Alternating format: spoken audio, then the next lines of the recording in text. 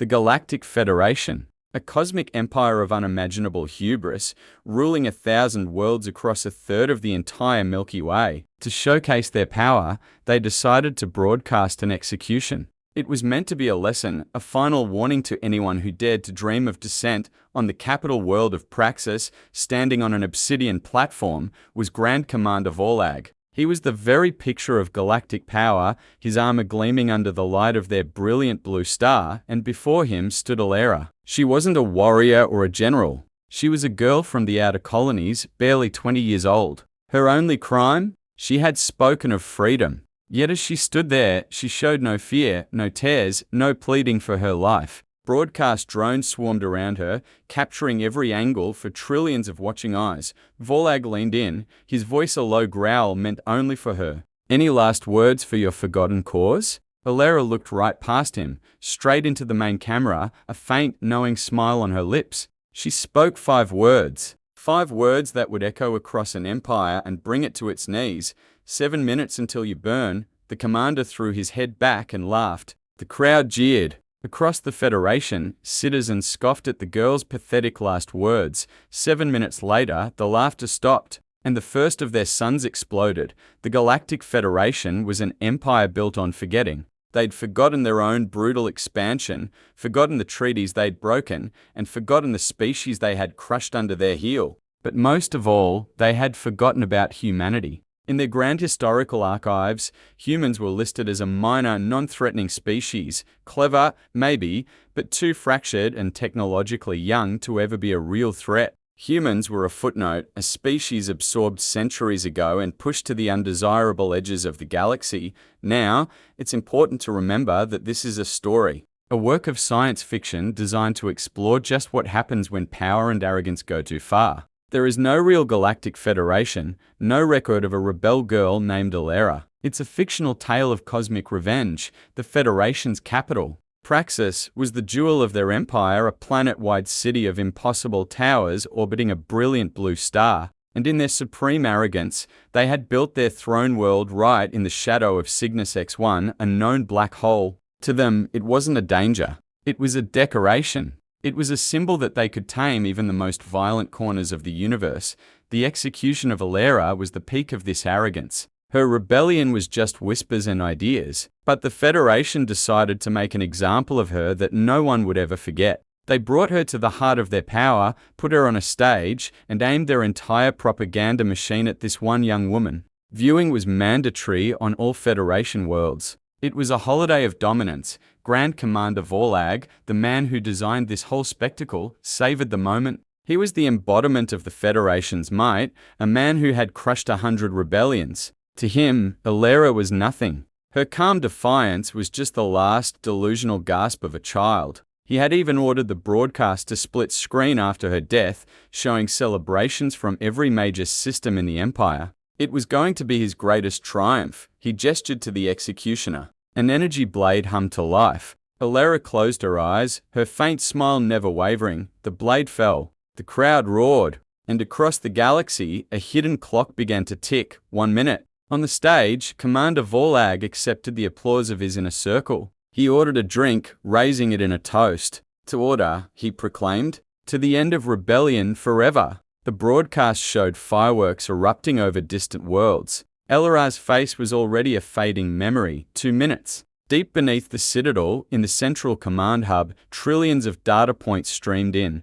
Everything was normal. Hyperlane traffic was stable. The markets were up. An analyst noticed a tiny, statistically insignificant energy fluctuation in their sun, but dismissed it as sensor noise. 3 minutes. Commander Vorlag began his victory speech, mocking the rebels' final words. 7 minutes until we burn? He sneered, getting a huge laugh from the crowd. The girl was a poet, I'll give her that. A poet of fantasy. Let her words be a lesson in the futility of hope. What the commander didn't know was that Alera's final breath wasn't an ending. It was a trigger. It was the key turning in a lock that had been built a generation ago. At the moment of her death, a unique quantum signature from her brainwaves was broadcast not as a radio signal that would take centuries to cross the Empire, but through a fictional method that has no basis in our physics, quantum entanglement. It arrived everywhere at the exact same instant, for minutes. The destinations weren't planets or ships, they were the stars themselves. Decades earlier, facing total defeat, a secret group of human engineers had created the Helios Protocol. It was an act of pure desperation. They designed a self-replicating nanite virus, a microscopic machine programmed to do one thing: make a star unstable. For 40 years, these dormant nanites had been seeded onto unassuming human cargo ships. Every time a ship refueled by skimming a star's corona, it secretly deposited a payload. For decades, these machines had been settling into the cores of thousands of Federation suns, silent, waiting, and multiplying. Of course, weaponizing stars like this is pure science fiction. You can't just command a star to go supernova, 5 minutes. Vorlag was busy pinning medals on the soldiers who captured Alera. Below him, the analyst saw the energy fluctuation again. Only this time, it wasn't just in their sun.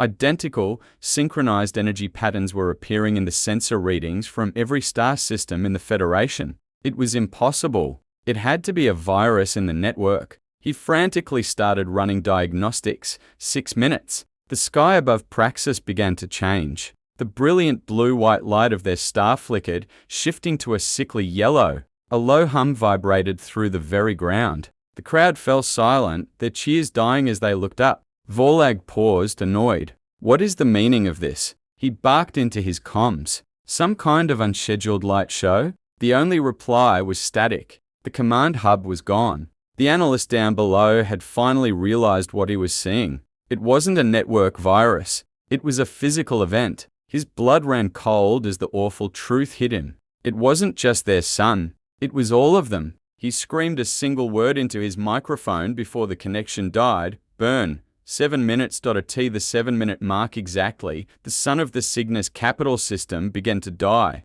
A process that should take millions of years was compressed into seconds. The star swelled, its color shifting from yellow to a violent, bloated red. Gravity waves washed over Praxis, shattering the city's elegant spires and tearing the planet apart. Commander Vorlag stood frozen on the stage, his arrogant smirk melting into pure, uncomprehending terror. He looked up at the expanding star that was eating his sky. It was impossible. Stars didn't do this. Their science said so. Their power guaranteed it. And yet, it was happening. The last thing he saw was a wall of fire that vaporized him and the entire capital planet in an instant, and it wasn't just Praxis. Across 1/3 of the galaxy, the same scene was playing out in horrifying unison.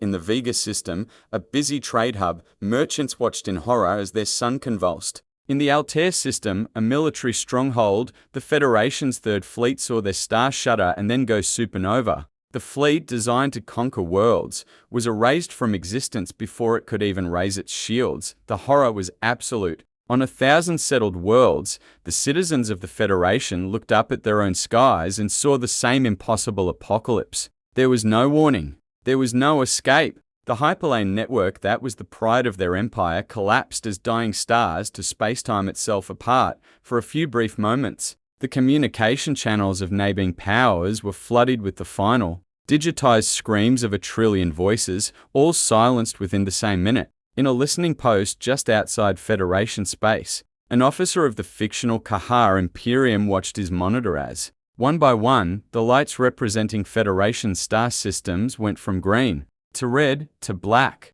1/3 of the galactic map was being erased before his eyes.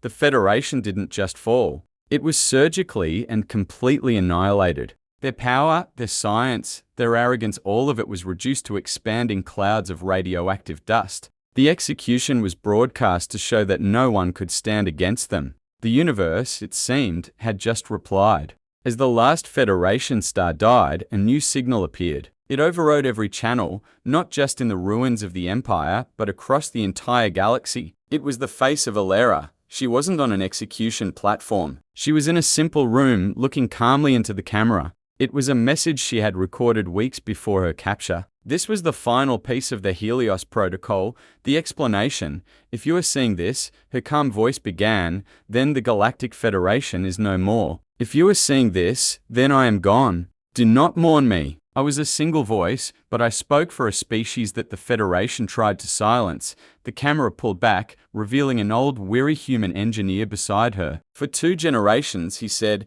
his voice filled with a grim sadness, humanity lived as servants. We saw our culture erased and our history rewritten. We knew we could never defeat them in a war. Their fleets are too large, their resources too vast. To fight them on their terms was to guarantee our extinction. Elara's face returned. So we chose not to fight on their terms. We chose to fight on ours. The Federation thinks power is a fleet of ships. We learned that true power is the patience to plant a seed in your enemy's garden and wait. The engineer explained the Helios protocol, the nanites that had infected their stars for 40 years, waiting for a signal. The nanites were a gun pointed at the heart of the Empire for decades, Elara continued, but a gun is useless without a trigger. The trigger had to be something that could not be faked or copied. It had to be unique in the universe. It had to be me. The message explained that Elara had been born with a unique quantum signature in her brain's neural patterns. The entire Helios protocol was keyed to that signature. Only the specific cascade of signals released at the moment of her biological death could activate the nanites.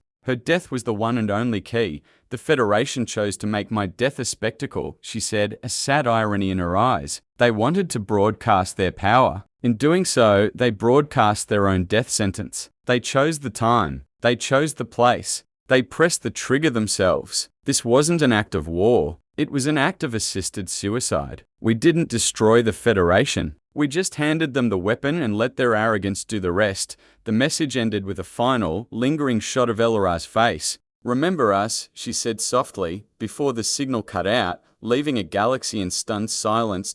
In the aftermath, a third of the Milky Way became a graveyard. The space once held by the Galactic Federation is now a terrifying expanse of churning nebulae and unstable radiation fields. It's a scar on the face of the galaxy, a cosmic tombstone for 1,000,000,000,000 souls. Other galactic powers have quarantined the entire sector, now known by a new name, Elara's Veil. The story of the Federation's fall became a legend, a terrifying fairy tale told on 1,000 worlds. It's a stark reminder that arrogance has a price, and it's a story about the lengths a people will go when pushed to the very edge. The Veil is a monument to a girl who faced down an empire with nothing but 5 words and a promise. It stands as a silent, glittering testament to an idea: you should never ever mistake a quiet human for a weak one. Because when some are faced with the abyss, they don't just stare into it, they pull their enemies in with them. If you enjoy stories of cosmic justice and humanity's hidden strength, be sure to like this video, subscribe, and hit that bell icon,